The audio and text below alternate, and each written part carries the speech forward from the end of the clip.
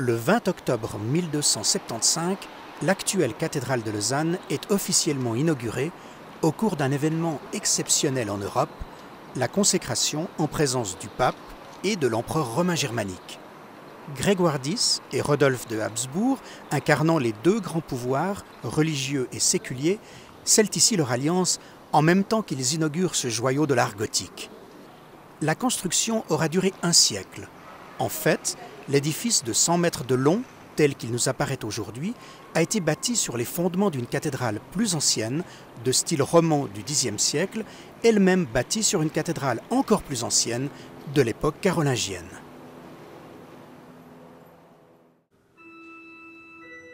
Dans les sous-sols de la cathédrale, les restes des fondations témoignent de ces constructions successives. Des tombes carolingiennes ont été conservées dans la crypte. Les fouilles ont montré que la colline où domine la cathédrale avait été habitée continuellement depuis l'âge du bronze au moins. Les Romains y érigèrent une tour dont certaines pierres servirent ensuite de base aux premières églises. Mais depuis plus de 700 ans, la cathédrale gothique dessine une silhouette presque inchangée dans le paysage lausannois.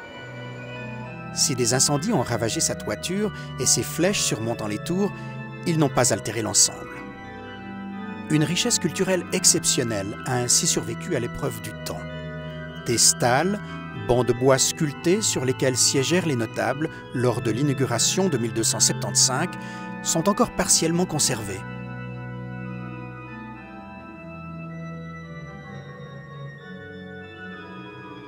Parmi les motifs bibliques, on reconnaît David tenant la fronde avec laquelle il eut raison de Goliath. Les personnages de l'Ancien Testament alternent avec des animaux mythiques ou réels.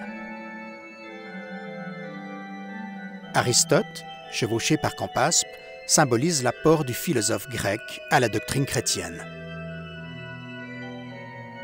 Un évêque debout, un chantre, incarne la vie de la cathédrale lausannoise où se rendaient à la messe les simples gens et les notables, habitants de la Palue, du Bourg, du Pont et de Saint-Laurent.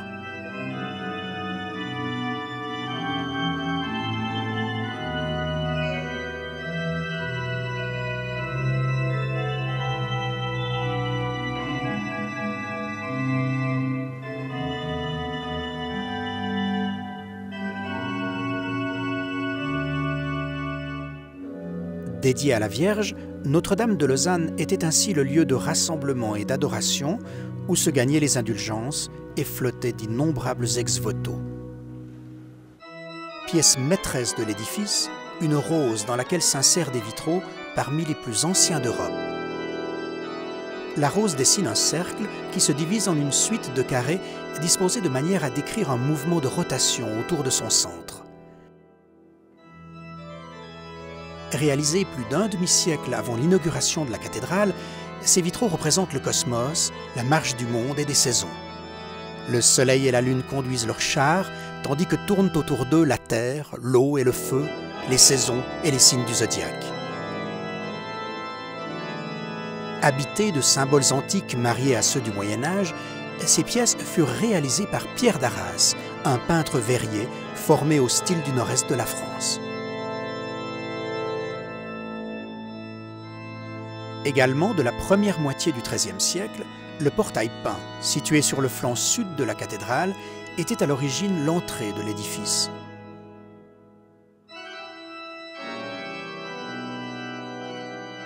Sous le Christ en majesté, le linteau, divisé en deux reliefs, illustre la mort et la résurrection de Marie. Les sculptures, représentations de prophètes et d'apôtres, portent encore les traces de leur couleur d'origine. Moïse tenant les tables de la loi, Jean-Baptiste gardant l'agneau dans ses bras, Siméon portant l'enfant.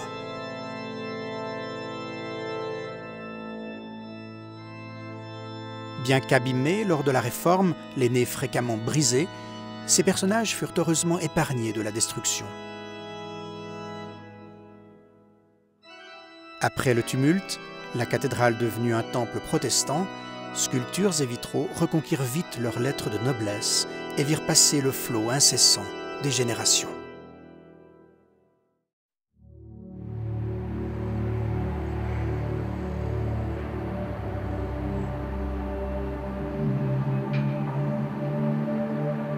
Sur un éperon dominant la cité et le lac Léman, face aux montagnes de Savoie, la cathédrale est le lieu de rassemblements solennels, cultes, funérailles, assermentations, remises de diplômes, mais aussi concerts, spectacles, lieu dans lequel les Lausannois retrouvent leurs racines et leur identité. Chaque soir, depuis plus de 600 ans, un guet perché sur la tour du Beffroi indique l'heure aux citadins. C'est le guet, il a sonné 10, il a sonné 10.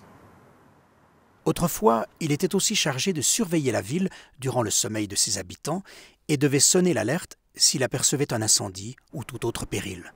C'est le guet, il a sonné 10, il a sonné 10. Lausanne est la seule ville d'Europe à n'avoir jamais abandonné la tradition de son guet. Et cette voix, qui s'échappe du beffroi, brave impassiblement le bruit des voitures et les chahuts noctambules, troublante messagère entre les vivants et les âmes endormies sous la nef. Il a sonné 12.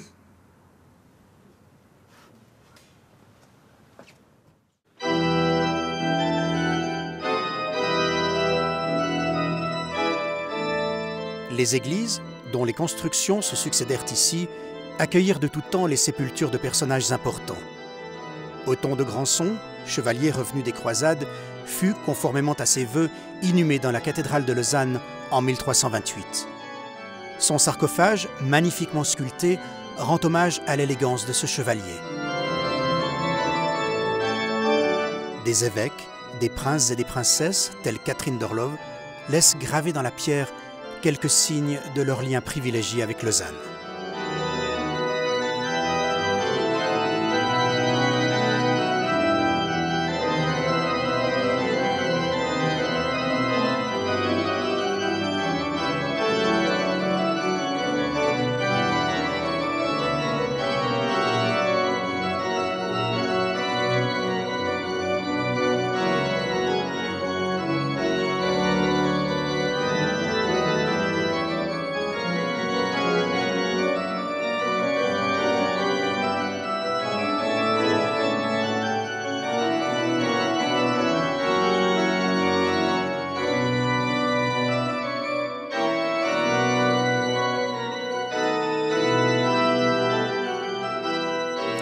La cathédrale de Lausanne n'est pas un lieu figé, coulé dans l'histoire depuis sa consécration au XIIIe siècle. C'est un édifice qui a évolué, qui a reçu différents apports à travers les siècles. L'apport principal, peut-être, depuis 4 ou 5 siècles maintenant, ce sont ces nouvelles orgues de la cathédrale, inaugurées en décembre 2003, et qui sont le résultat de la collaboration de deux génies, un musical, un grand facteur d'orgue, Fisk de Boston aux États-Unis, et d'un génie du design de notre époque, Giugiaro de Turin.